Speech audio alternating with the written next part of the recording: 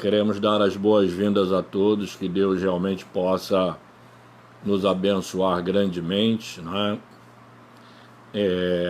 Através da palavra, que o Espírito Santo possa falar aos nossos corações. Nós começamos na semana passada um estudo sobre o livro do profeta Daniel, e a gente procurou falar acerca de um jovem que teve a coragem de ser diferente. E a gente contou aqui a história de Daniel, dos seus amigos tendo sido levados para a Babilônia, e como é que eles fizeram a diferença ali, naquele lugar, quando eles decidiram ser fiéis a Deus, não abrindo mão, não trocando as bênçãos de Deus pelos manjares, né, oferecidos pela Babilônia. Então, foram jovens que souberam fazer diferença no mundo da sua época e que até hoje realmente tem sido assim um exemplo muito grande para cada um de nós. Então, seria bom se todos nós estivéssemos lendo, que aliás não é só o jovem, né, mas é porque Daniel foi para a Babilônia, ele deveria ter mais ou menos seus 14 anos de idade e ficou o restante da sua vida toda em Babilônia.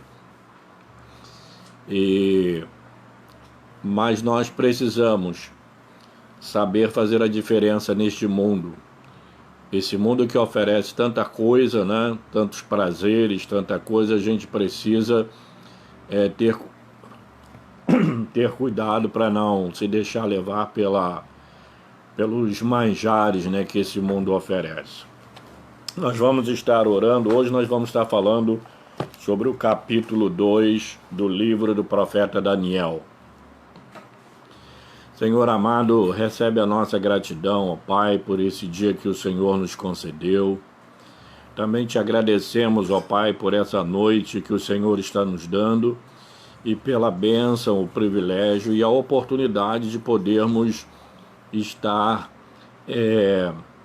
juntos aqui, embora aqui de uma forma diferente, mas com o objetivo de aprender um pouco mais acerca de Ti e da Tua palavra. Ó Deus amado, que o Senhor possa nos abençoar grandemente. Abençoa todos aqueles que estão já aqui ao vivo e aqueles que estiverem chegando, que o Senhor possa estar abençoando e que o Senhor possa falar grandemente aos nossos corações através da Tua palavra. Que o Senhor nos abençoe, derrama graças abundantes sobre as nossas vidas. Nós assim te oramos, nós te agradecemos no nome do Senhor Jesus. Amém. Todos são bem-vindos, né? Paulo Cocino, né? Boa noite. Lélio Júnior, graça e paz, né? As minhas boas-vindas a todos. Nós hoje vamos estar falando sobre o capítulo 2 do livro do profeta Daniel. E eu quero crer que os irmãos conheçam esse texto. É um texto bastante interessante. Como se trata de um texto longo, eu vou estar lendo apenas uma parte do versículo, onde nós nos baseamos no tema do nosso estudo de hoje, tá? Porque esse texto contém 49 versículos e ele é muito longo. E aí, para não tomar muito tempo, nós vamos sintetizar aqui a história, tá? No segundo ano do reinado de Nabucodonosor, teve este um sonho. O seu espírito se perturbou e passou-se-lhe o sono. Então o rei mandou chamar os magos, os encantadores, os feiticeiros e os caldeus, para que declarassem ao rei quais lhe foram os sonhos e eles vieram e se apresentaram diante do rei. Disse o rei: tive um sonho, e para sabê-lo está perturbado o meu espírito. Tive um sonho. Eu queria falar nessa noite sobre um sonho perturbador. Vocês conhecem essa história? Nabucodonosor, rei da Babilônia, ele havia invadido Jerusalém, havia levado cativo o povo, e ele era o rei, o soberano de toda a terra naquela época. E ele teve um sonho. Esse sonho foi interessante porque ele, deitando-se para dormir, eu acho que é muito comum cada um de nós, quando deitamos para dormir, a gente começar a pensar acerca de algumas coisas relacionadas ao futuro. Eu, por exemplo, tenho o hábito de fazer isso quando eu estou fazendo alguma coisa, alguma obra e tal, eu deito pensando naquilo ali, aí o sono vem e eu durmo. E aí Nabucodonosor estava pensando como é que ficaria o futuro do mundo, tá? Como seria o futuro do mundo? Talvez ele tenha pensado que um dia a sua vida aqui nesse mundo chegaria ao fim, não sei. O que o texto nos mostra é que ele estava, antes de pegar no sono, ele estava pensando o que poderia vir a acontecer depois de tudo isso. Ou seja, depois desse período do seu governo, do seu império, essas coisas todas. Ele estava pensando na grande Babilônia que ele construiu e aquela coisa toda e tal. Mas como é que ficaria tudo isso depois, no futuro? E aí ele sonha. E ele tem um sonho. O interessante é que ele acorda, esse sonho o deixou bastante perturbado e ele não se lembrava do que se tratava o sonho. Ele não sabia dizer o que ele tinha sonhado. Aí ele manda chamar os magos, os encantadores, os sábios, os feiticeiros de Babilônia. E ele pediu a esses homens uma coisa muito difícil. Ele pediu que eles fizessem ao rei saber que sonho o rei havia tido e qual era a interpretação desse sonho. E os magos, os sábios, os encantadores, os feiticeiros daquela época e tal, eles falaram: olha, conta-nos os sonhos e nós daremos a interpretação ao rei. E ele disse: não, ele não lembrava do sonho. Se vocês me contarem o sonho, eu vou saber que vocês me darão a interpretação. E o rei insistiu com aquilo e eles disseram: ó rei, não há nenhum ser humano na terra que seja capaz de revelar ou de fazer aquilo que o rei está exigindo. E aí o rei virou e disse: olha, uma coisa é certa, se vocês não me declararem o sonho e a sua interpretação, uma só sentença será: vou matar todo mundo. Vou mandar matar todos os sábios, os magos, os encantadores, os feiticeiros, matar todo mundo, se vocês não me derem a interpretação. E eles falaram: olha, o único que é capaz de... os únicos capazes de revelar este mistério ao rei são os deuses, e eles não vivem entre os homens. E aí o rei falou: não, já está decretado, se vocês não me fizerem saber o sonho, a interpretação, eu vou mandar eliminar todo mundo. Aí Daniel estava incluído entre os sábios de Babilônia. E essa notícia chega até Daniel. E Daniel, então, ele fica: ué, por que o rei está tão irado? Então, se não me engano, era Arioque, né? Ele contou para Daniel o que estava se passando. E aí Daniel falou assim: olha, você faz o seguinte, você me leva até o rei e eu vou conversar com o rei. Ele vai até o rei e ele pede um tempo, me dá um tempo e eu vou revelar para o rei o sonho e a interpretação. E aí Daniel vai e procura os seus 3 amigos e pede orações para que Deus revelasse esse mistério. E eles começaram a orar a respeito até que Deus revela a Daniel o sonho.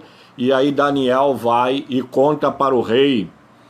Ele disse: estando tu, ó rei, no teu leito, o sonho que você teve foi de uma grande estátua cuja cabeça era de ouro, os peitos e os braços de prata, o ventre de bronze, as pernas e os pés de ferro, e os pés, os artelhos de ferro e barro.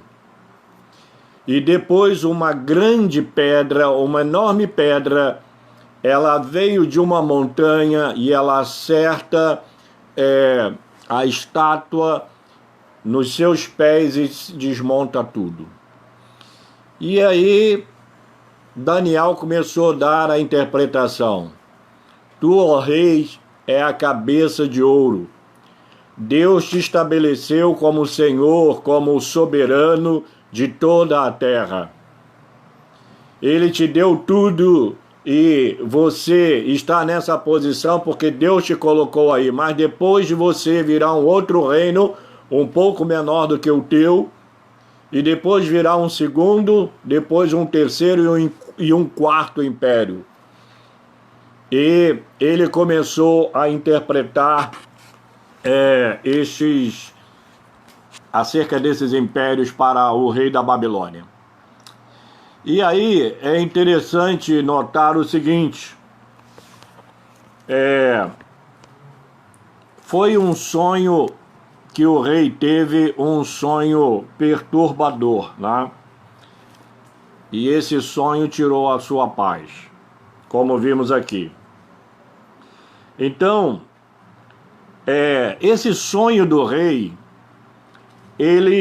quando a gente para avaliar os efeitos do sonho na vida deste rei, nós vemos que esse sonho perturbador acometeu o rei pelo menos de 3 sentimentos: ansiedade, insegurança e medo.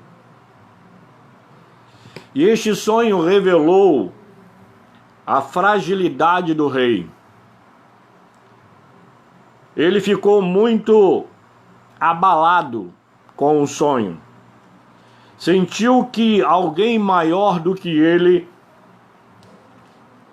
o ameaçava. A segurança do seu império foi abalada por algo que estava fora do seu controle. Algo invisível e além deste mundo o deixou inseguro, inquieto e perturbado. A situação do rei era tal que revelou a impotência dos sábios da Babilônia. E a gente começa a perceber que toda a sabedoria dos homens tem seus limites. Os sábios de Babilônia sentiram-se fragilizados diante desse grande desafio. Ao serem chamados à presença do rei, revelaram suas limitações diante de um pedido por demais exigente. A resposta desses sábios ao rei baseavam-se em vários argumentos que demonstravam a incapacidade de cada um deles. Eles falaram: não há mortal sobre a terra que possa revelar o que o rei exige. Segundo, era um assunto sem precedentes na história da humanidade, ou seja, o rei não queria apenas a interpretação, ele queria que eles falassem para ele qual era o sonho, porque o rei não se lembrava. Em terceiro lugar, nós vemos que era um pedido extremamente difícil. Em quarto lugar, a solução era sobre-humana. Aí a gente começa a observar a dificuldade desses sábios. Essa dificuldade revelou que eles reconheciam que há uma divindade acima e além daqueles que não têm uma visão do Deus pessoal. Desse Deus pessoal que está presente no meio do seu povo. O rei era bastante prepotente, até mesmo na hora da perturbação do seu espírito. Ele exigiu dos homens o que eles não poderiam oferecer. Nos versículos 5, 10 e 11, está escrito assim: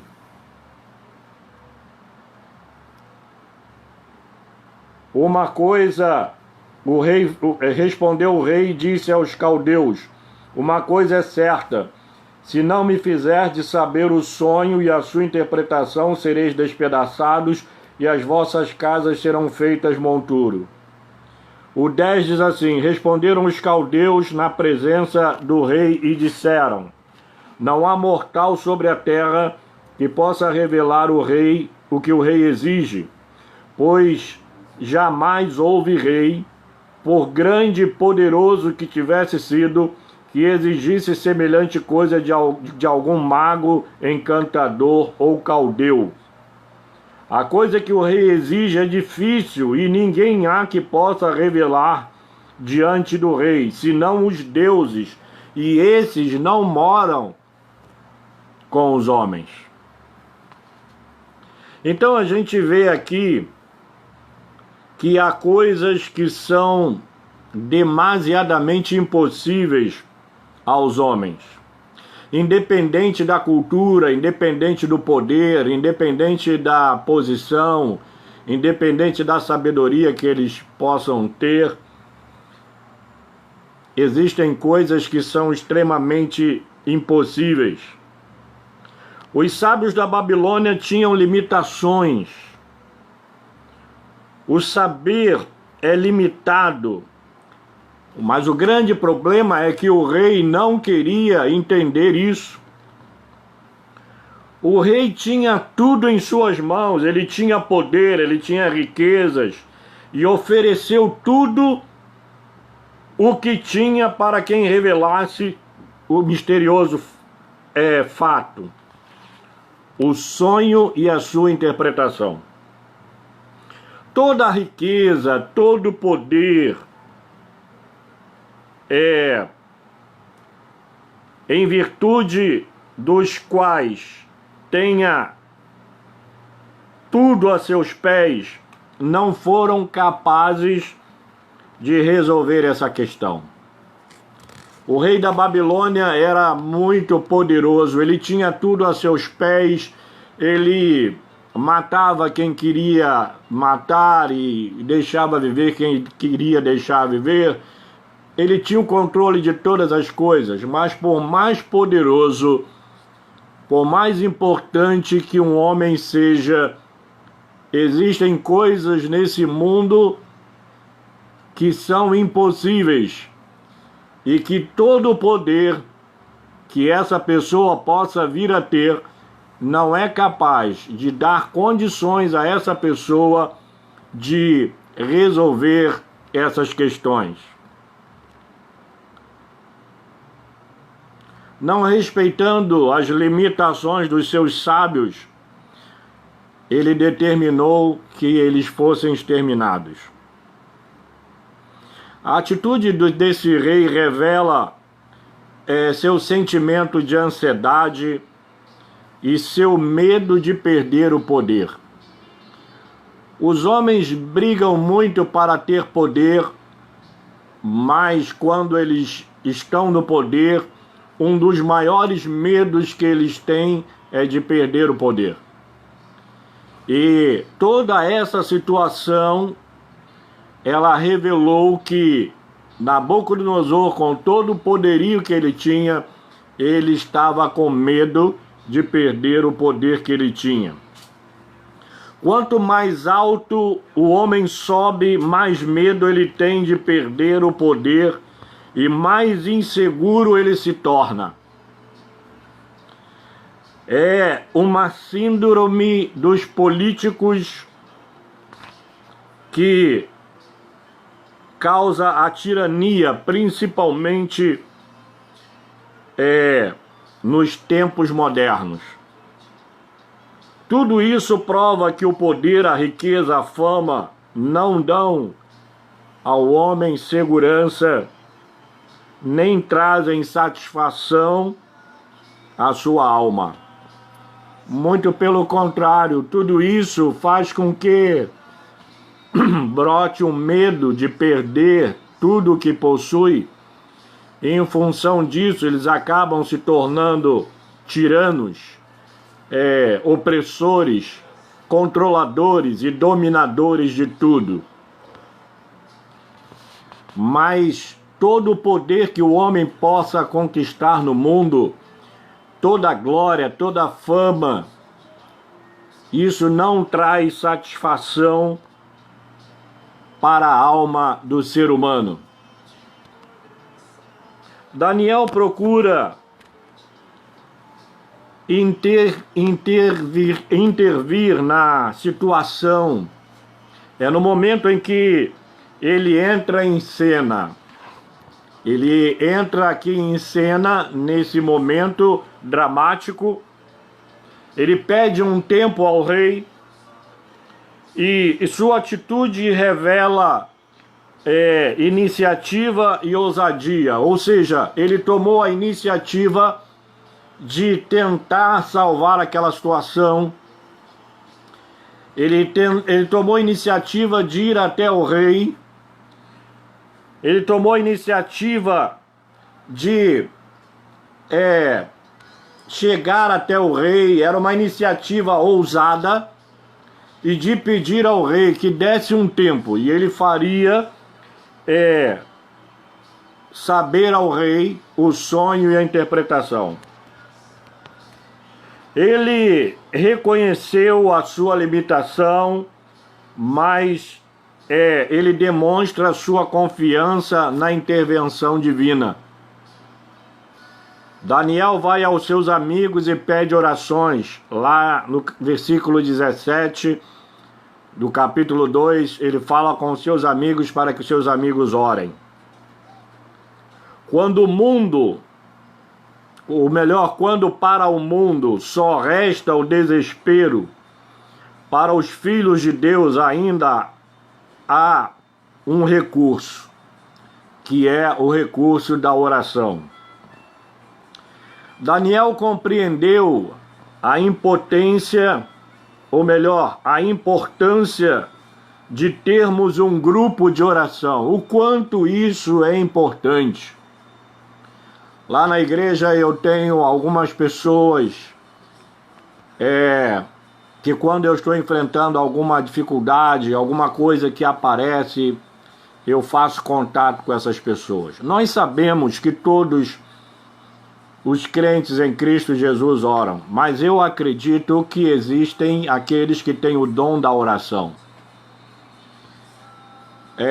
São aquelas orações de intercessão, são aquelas orações que as pessoas realmente se dispõem a fazer no momento de grandes desafios. Nós sabemos que como o corpo de Cristo, que a igreja cada um tem um dom. E embora que a oração seja alguma coisa que seja extensiva a todo cristão, a todo crente em Cristo Jesus, mas nós sabemos que existem aqueles que têm o dom da oração.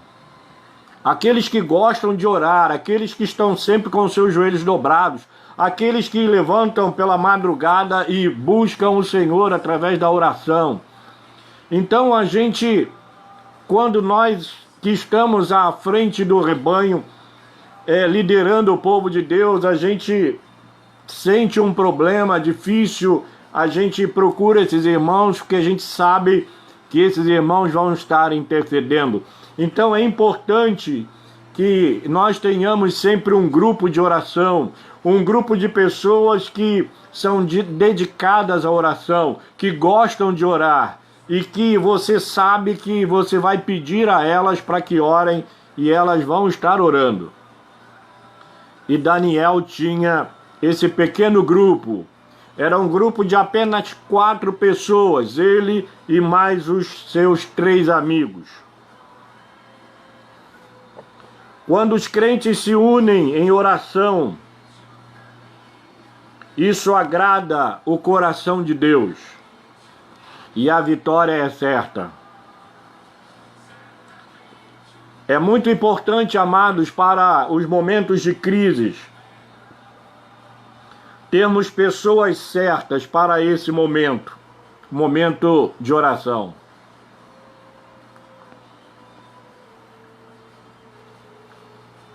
Os babilônios adoravam o sol, a lua e as estrelas. Daniel vai àquele que está acima de tudo isso. Os babilônios adoravam os astros, mas Daniel adorava a Deus, Criador dos astros. Daniel chega a Deus pedindo misericórdia. A oração é um ato de humildade e não de arrogância. Às vezes a gente fica vendo certas pessoas orando e ensinando a orar, que é como se Deus fosse nosso empregado. Não, você tem que pedir, Deus tem que te dar. Eu já vi alguns líderes fazerem isso. Deus tem a obrigação de atender o que você está pedindo. Que Deus é esse que tem a obrigação de atender aos meus caprichos? Daniel não pensava assim. Daniel pede misericórdia.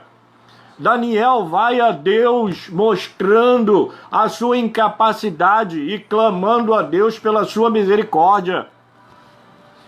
Ele não foi com arrogância.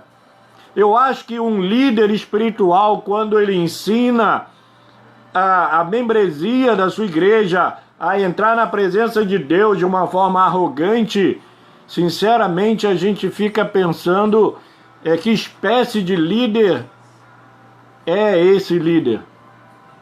Porque o nosso Deus, ele não está aqui para ser nosso serviçal. Ele é o Deus criador de todas as coisas. Ele é Senhor de todas as coisas. Ele é o dono do universo. O profeta Isaías, ele vai falar sobre a majestade do Senhor. Ele fala que as nações são para ele como um pingo que cai de um balde. E aí eu imagino, se as nações são como um pingo, eu imagino cada ser humano. E quem somos nós para chegar diante de Deus e exigir alguma coisa? Nós precisamos chegar a Ele com humildade. Precisamos pedir misericórdia. Precisamos apelar para a sua graça, para o seu amor. E não chegar a Ele com arrogância, com prepotência. Então, amados, Deus responde à oração de Daniel. No versículo 19, então foi revelado o mistério a Daniel numa visão de noite. Daniel bendisse o Rei do céu, o Deus do céu. Em uma visão à noite, Deus revela a Daniel esse mistério. Dos versículos 19 até o 23, versículo 19, a parte B, até o versículo 23, Daniel bendiz a Deus, expressando assim a sua gratidão. Ele foi grato a Deus pelo fato de Deus ter revelado a ele o sonho. E Deus não somente revelou a ele o sonho, mas deu também para ele a interpretação. É uma oração de gratidão. E nessa oração, Daniel exalta a Deus por vários motivos. Primeiro, porque a sabedoria vem de Deus. Segundo, porque Ele, Deus, o Senhor, é o Senhor do tempo e da providência. As estações do ano, o sol, a chuva, o dia, a noite, tudo está sob o controle e o poder de Deus. É Ele quem estabelece reis, é Ele quem remove reis. A sabedoria e a inteligência que o homem possui vem do Senhor. Os mistérios da vida é Deus quem os revela aos homens. Então Daniel, ele revela todas essas coisas, bem como eu dizia, Daniel rende graças a Deus, dá louvores a ele.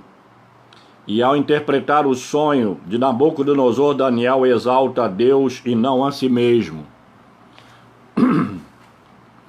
Nós vemos isso nos versículos 27, 28 e 30.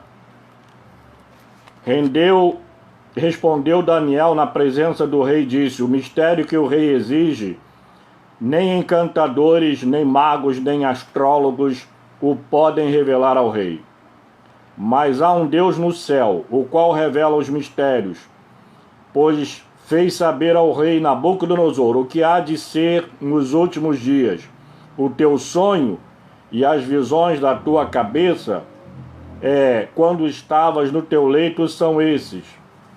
Estando tu, ó rei, no teu leito, surgiram-te pensamentos a respeito do que há de ser depois disto. Aquele, pois, que revela mistérios, te revelou o que há de ser. E a mim me foi revelado este mistério, não porque haja em mim mais sabedoria do que todos os viventes, mas para que a interpretação se fizesse saber ao rei, e para que entendesses as cogitações da tua mente. Então a gente percebe aqui que Daniel, ele procura exaltar a Deus e ele procura não se colocar acima de ninguém pelo fato de Deus ter revelado a ele o sonho e a interpretação. Ele não procura chamar atenção para si mesmo. Ele não procura atrair os holofotes para si, mas ele os direciona para Deus. Ele procura chamar a atenção do rei e das pessoas para Deus. E ele procura colocar Deus no centro de todas as coisas. Ele enfatiza a impotência humana em contraste com a onipotência divina. Ele destaca a supremacia do Deus vivo sobre as divindades de Babilônia. Daniel também revela ao rei que o sonho do rei é profético. O sonho do rei diz respeito ao plano de Deus na história da humanidade. Por intermédio desse sonho do rei, Deus abre as cortinas da história e revela que o futuro está em suas próprias mãos, ou seja, nas mãos do próprio Deus. Daniel descreve o sonho da estátua como um contraste entre os reinos do mundo e o reino de Cristo. Está lá nos versículos 31 a 36. Ao comentar sobre a estátua do sonho, Daniel revela os componentes da estátua. Ela era formada de vários metais preciosos, de cima para baixo. Mas esses metais vão sendo diminuídos de cima para baixo, diminuindo o seu valor de cima para baixo, até chegar aos pés que eram de ferro e barro. É importante que a gente note que os reinos do mundo são descritos de cima para baixo.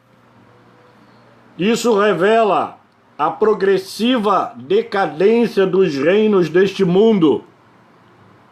Começam no ouro e terminam no barro.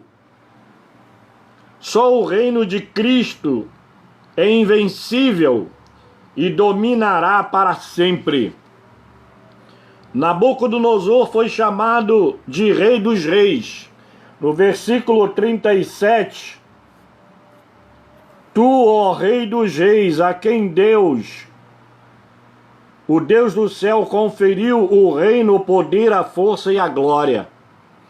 Daniel revela para Nabucodonosor que ele era Rei dos Reis, mas ele era porque Deus foi quem o estabeleceu ali. Então é Deus quem dá o poder, é Deus quem tira o poder, é Deus quem coloca no trono, é Deus quem tira do trono.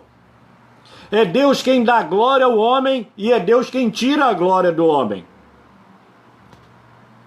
Quando Jesus estava perante Pilatos para ser julgado, Pilatos faz uma série de perguntas a Jesus, ele não respondeu nada. Aí Pilatos vira para ele e fala assim: Você não diz nada? Você não sabe que eu tenho poder para te soltar e para te condenar?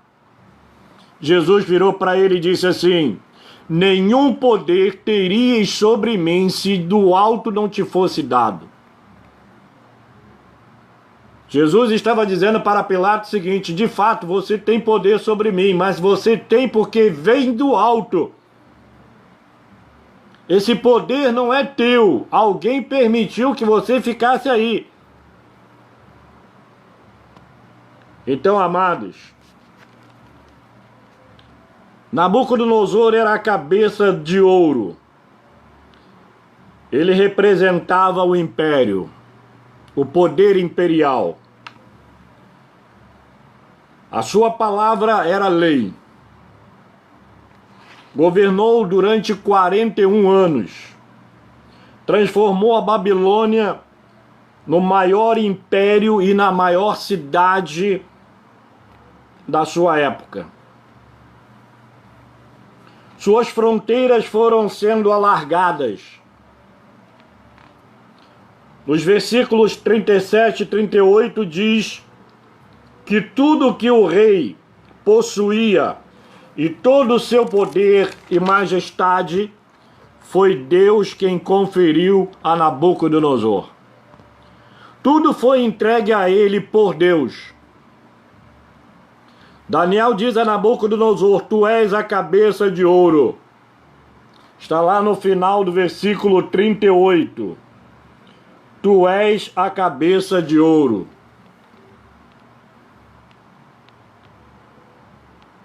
A Babilônia deu ao mundo a organização da legislação, chamado Código de Hammurabi.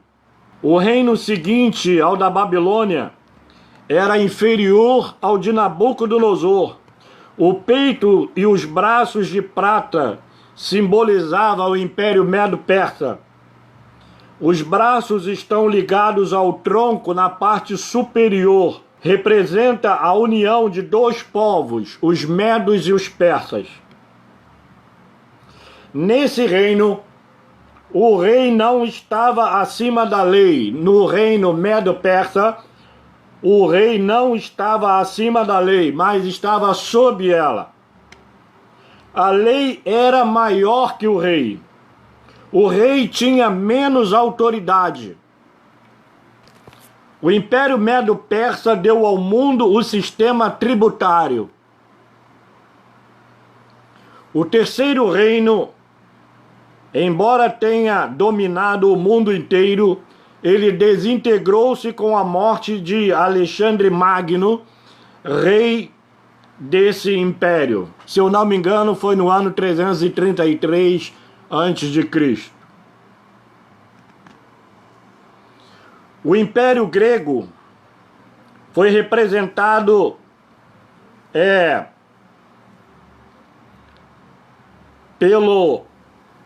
por essa parte da estátua. E nós vemos que o Império Grego deu ao mundo a cultura, a língua e os jogos. E o quarto império foi mais detalhado. Trata-se do Império Romano. O mais forte dos quatro, mas seu valor era inferior ao dos impérios anteriores. Como o ferro é inferior aos outros metais. Ao mesmo tempo, o Império Romano era forte como o ferro. Exércitos, leis, organização política, mais débil como barro. Baixo nível moral.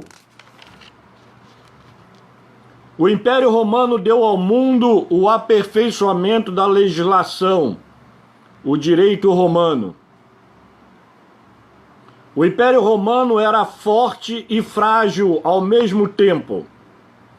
Era uma mistura de ferro e barro. A mistura do ferro com o barro significa que se misturariam mediante casamento, mas não se ligariam um ao outro, assim como o ferro não se mistura com o barro. No versículo 44, Daniel fala de um reino que não será jamais destruído. Ele não passará a outro povo, ele esmiuçará e consumirá todos os reinos anteriores, mas ele mesmo subsistirá para sempre. Esse reino está representado pela grande pedra que acerta a estátua pelos pés e destrói a estátua. A estátua, ela se desintegrou de baixo para cima. Essa pedra é o reino de Cristo, que vem e destrói todos os outros reinos e enche toda a terra. O reino de Cristo já veio em Cristo. Ele está presente em nós e dentro de nós. Mas na segunda vinda de Cristo, os reinos deste mundo serão destruídos e o reino de Cristo se estabelecerá completamente. O capítulo 2 de Daniel atesta-nos a infalibilidade da palavra de Deus. Tudo o que Deus falou cumpriu-se, literalmente. O Império Babilônico foi sucedido por 3 outros grandes impérios. Mas nos dias do Império Romano foi que um outro reino foi estabelecido. Um reino que está sempre crescendo e nunca terminará. Foi nos dias do Império Romano que uma pedra sem origem veio a este mundo, o reino de Cristo, e esse reino durará para sempre. Ele vem crescendo e o seu domínio total e completo, ele se concretizará. Ele reinará para sempre. Ele reinará sobre todas as nações. Todas as nações se dobrarão diante dele. Todas as nações estarão sujeitas a Cristo e a sua igreja. A palavra diz que ele é Rei dos reis e Senhor dos senhores. O seu reino dominará sobre tudo. O reino já está presente, mas não na sua totalidade. Jesus disse: o reino de Deus está dentro de cada um de vós. No momento, ele reina no mundo, mas reina dentro de nós. Mas um dia, o seu reino se estabelecerá de uma maneira total e completa, e todos os reinos desse mundo terão que se curvar, terão que se dobrar, terão que confessar que Jesus Cristo é Senhor. Todos se dobrarão diante dele. Os mais poderosos, os mais afortunados, todos terão que se dobrar diante dele, reverenciá-lo, estarão sujeitos ao poder, à soberania, à autoridade de Jesus Cristo. O capítulo 2 de Daniel nos ensina que a história está nas mãos de Deus. Ele não apenas prevê o futuro, mas ele tem o controle do futuro. Ele está com as rédeas da história em suas mãos. E ele a levará a um fim glorioso. A vitória triunfante do reino de Cristo sobre os reinos desse mundo. O reino de Cristo triunfará. E nós sabemos disso. Nós que cremos em Jesus sabemos disso. Sabemos que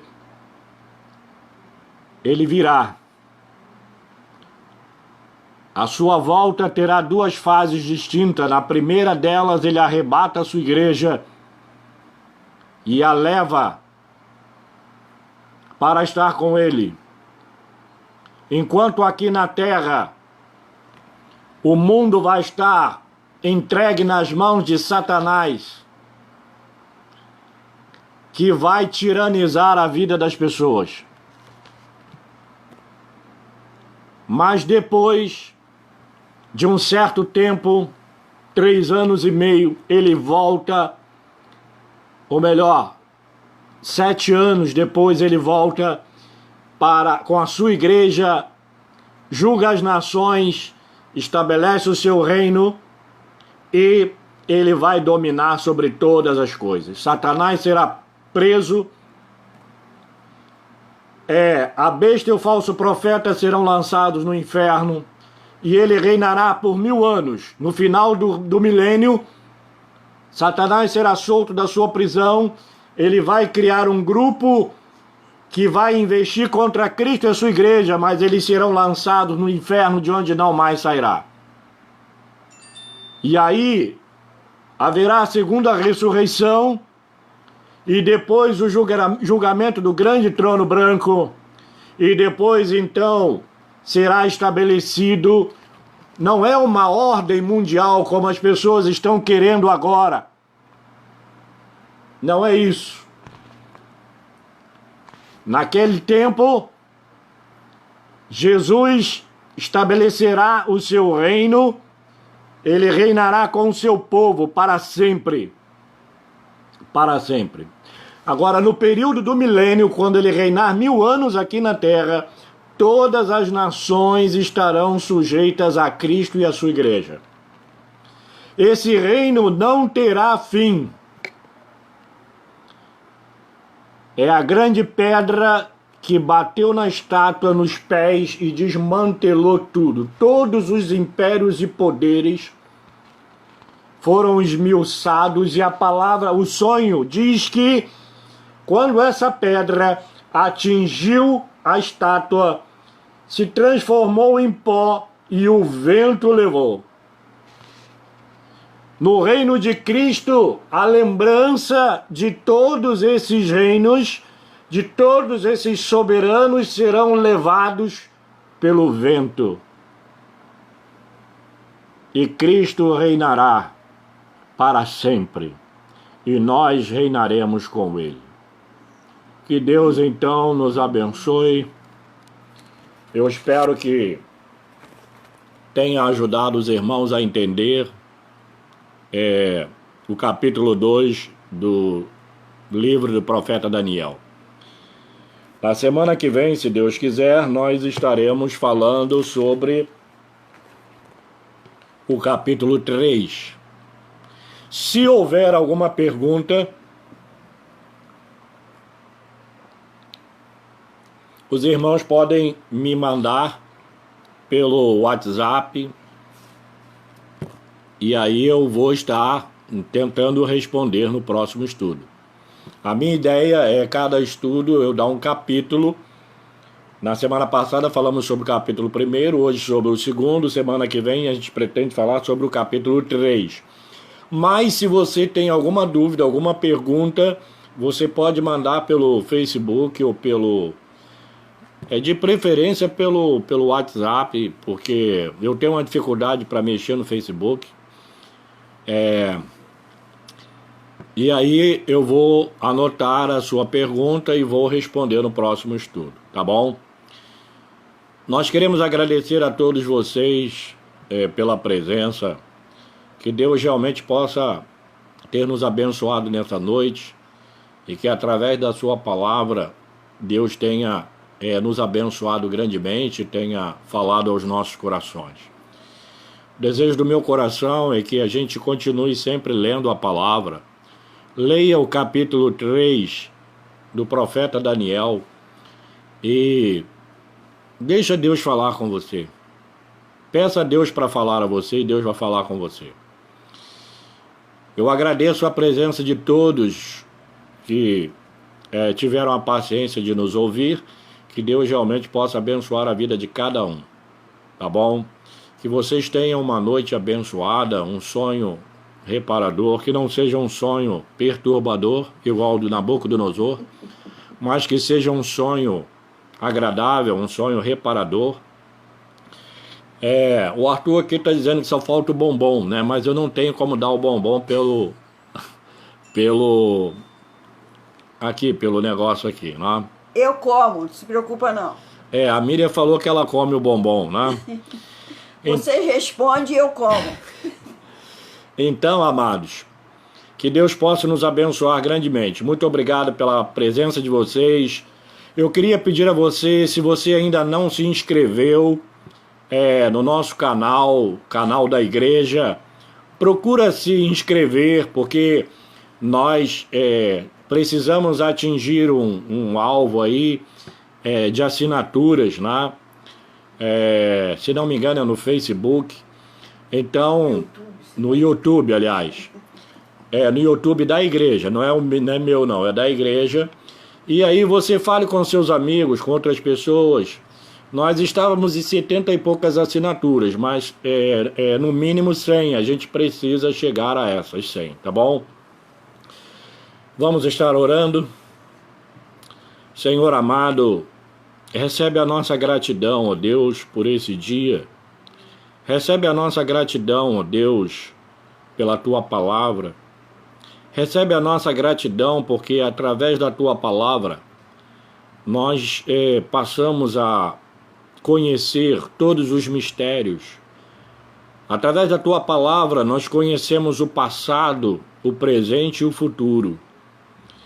Através da Tua palavra, nós temos esperança, porque assim como tudo se cumpriu, quando Daniel dá aquela interpretação do sonho ao rei, os gênios, ó Deus amado, que vieram neste mundo, foram caindo um por um, como o Senhor havia profetizado. e o reino de Cristo já está estabelecido. Sabemos que não em toda a sua plenitude, mas um dia aqueles que não se dobram diante do Senhor e não o reconhecem como Senhor de suas vidas, terão de fazê-lo, ou em graça, ou em juízo, mas terão de fazer. Então, Senhor amado, muito obrigado, porque a Tua palavra, ela nos revela os mistérios que as faculdades, que as mais poderosas universidades não têm poder para nos transmitir. Existem coisas que não há universidade que possa fazer aos homens conhecer. Não há sábio neste mundo capaz de conhecer os teus mistérios em profundidade, a menos que o Senhor revele a essas pessoas o seu mistério. E nós sabemos que mesmo os crentes mais simples, eles têm uma sabedoria profunda acerca do futuro, coisa que os maiores sábios deste mundo não conhecem, mas que o Senhor confiou, revelou aos pequenos, aos humildes, aos simples. Muito obrigado, Senhor, pela Tua palavra nessa noite, por aquilo que aprendemos nessa noite. Continua nos abençoando. Te agradecemos pela vida de cada pessoa que participou desse estudo, que o Senhor possa abençoar grandemente. Recebe a nossa gratidão e a nossa adoração, e que toda honra, glória e louvor sejam tributados a Ti somente. Nós assim te oramos, te agradecemos no nome de Jesus. Amém. E que o Senhor te abençoe e te guarde. Que o Senhor faça resplandecer o seu rosto sobre ti e tenha misericórdia de ti. Que o Senhor sobre ti levante o seu rosto e te dê a paz. Amém. Deus abençoe a todos. Um beijão para cada um. Um forte abraço. Tenham uma semana de paz. Durmam tranquilos, sonhem comigo, que vocês vão acordar alegres e felizes, tá bom? Um abração para vocês. Fui. Eu não quero ir, mas tenho que ir. Infelizmente não dá para continuar aqui. Eu gostaria de ficar, mas tenho que ir. Fiquem na paz. Amanhã, sexta-feira, nós temos culto, a pregação da palavra pelo nosso irmão Paulo Henrique, presbítero Paulo Henrique. No sábado, pelo nosso irmão presbítero Wagner. No domingo pela manhã, pastor Lélio, da IEC Viva Esperança, lá em Campo Grande, nossa congregação. E às 19 horas, esse que vos fala aqui, estaremos pregando, se Deus quiser. Que Deus abençoe. Estão mandando um abraço para a tia Miriam, ela está aqui. Ela vai dar um tchau para vocês, tá bom? Deus abençoe. Fui. A paz.